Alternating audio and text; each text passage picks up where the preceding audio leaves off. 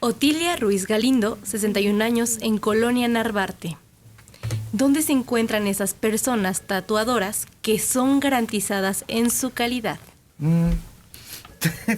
Tiene que buscar y tiene que ver, tiene que estar viendo el resultado del trabajo. Los muestran. Sí. Igual que las perforaciones y los metales que se utilizan ahora.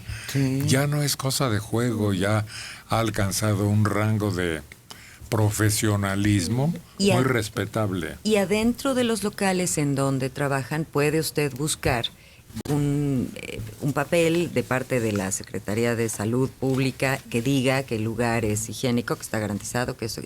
Si no lo tiene, si no tienen ese permiso sanitario por alguna manera, pues no se arriesguen. Ahora son establecimientos de lujo. Sí. Lo que señalamos al principio antes eran tugurios. Un changarrillo ahí. Sí, hasta con una cortina ahí Sí. de fichas. Con un letrero mal hecho. Sí. Patricia Arellano. Ah, caray. Qué tema tan raro.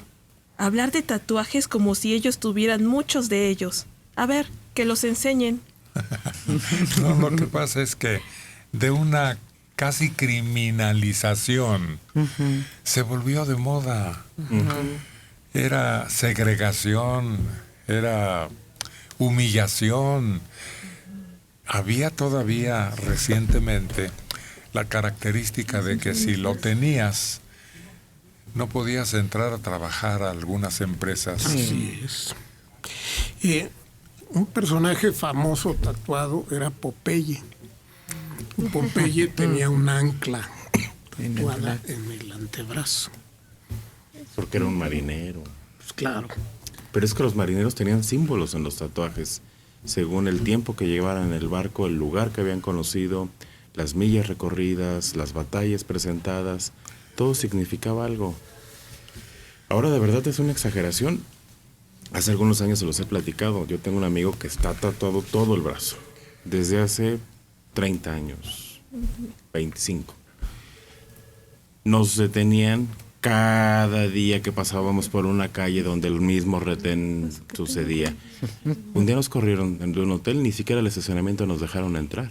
Permítame. Desde que lo vieron a lo lejos. En el aeropuerto era un peregrinar. Pero ahora ya no. Ahora Es al sirve revés. hasta de identificación. Ha ayudado a que algunos de las víctimas que no tenían nombre ni ningún vestigio de ubicación, apareciera su familia. Lo acabamos de ver con uno de los cadáveres del tráiler. En cuanto vieron las fotos del cuerpo por el tatuaje, lo reconocieron. Ahora, también marcan los tatuajes el estrato social, porque hay diferencia entre unos tatuajes y otros. Bueno, antes eran una atracción de circo, el hombre tatuado. Claro. Y hay un cuento de Ray Bradbury que se llama El hombre ilustrado, Sí, quédate. que era un personaje de circo, presentaba ahí, donde sus tatuajes tenían la característica que cualquiera persona que se pusiera a ver cada uno de ellos, entraba a él, entraba a esa realidad y vivía experiencias horrendas. Hay la película, una película con Rod Steiger, el hombre ilustrado. Y también los tatuajes han significado el pertenecer a alguna banda, y no precisamente de rock. Podría ser de los Mara Salvatrucha, porque una de las cosas que caracteriza a este grupo es que cada vez que tienen una víctima se van agregando, no sé si es una lagrimita negra. de que son las víctimas que van llevando durante su camino. También recuerden que en una época el tatuaje fue utilizado para marcar gente presa. Sí. Para diferentes cosas se ha utilizado. Pero Bueno, es a que lo es- mejor aquí en la mesa sí hay tatuado, a lo mejor tenemos familiares, a lo mejor lo que sea. No, vaya, el tatuaje de verdad ha avanzado tanto que todos conocemos a alguien, seguro.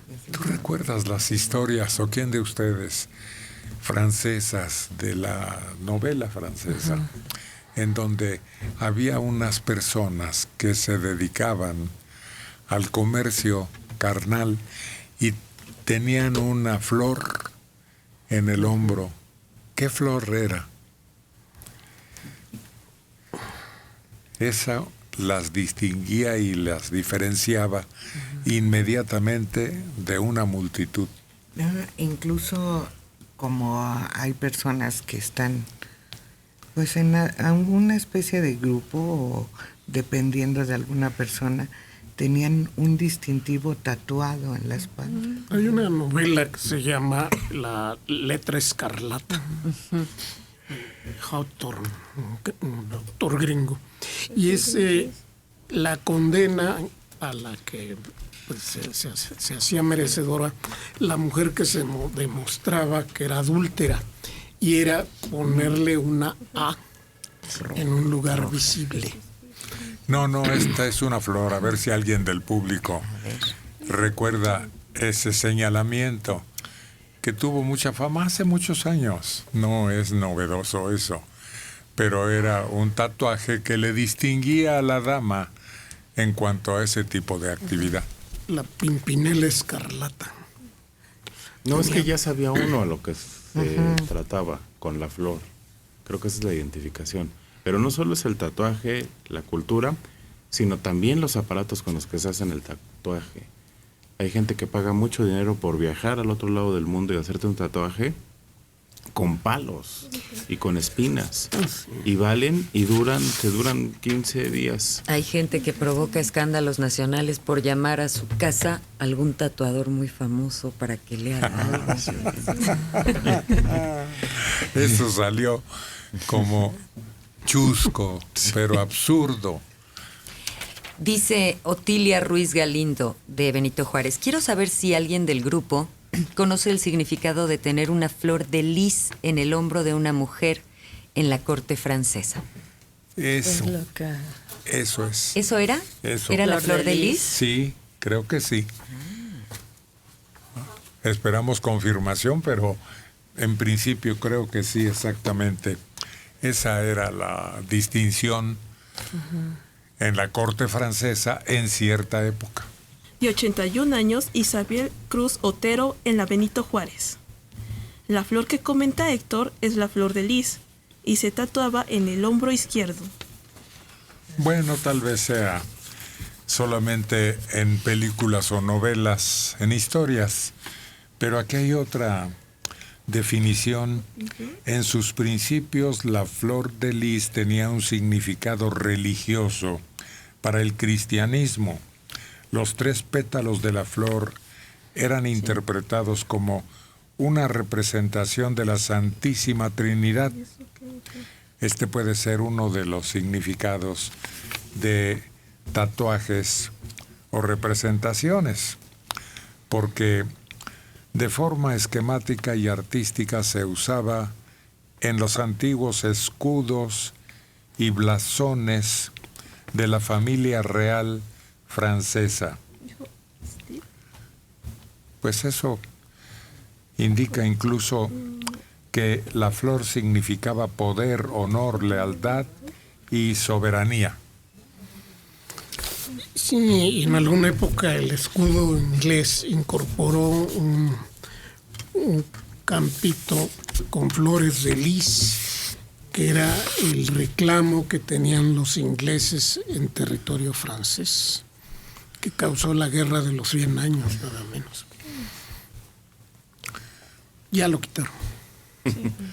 Hay flores que representan la revolución aquella de los claveles, la guerra de las rosas. Cada una tiene su origen. La guerra de las rosas era entre 2 familias inglesas, los York y los Lancaster. Y fue una guerra terrible, duró mucho tiempo y miles de muertos y todo esto. Y a ella hace referencia este rey que estaba loco, que era jorobado. La historia de Shakespeare, Sí, la biografía. Sí, que dice, esta es la primavera de mi descontento.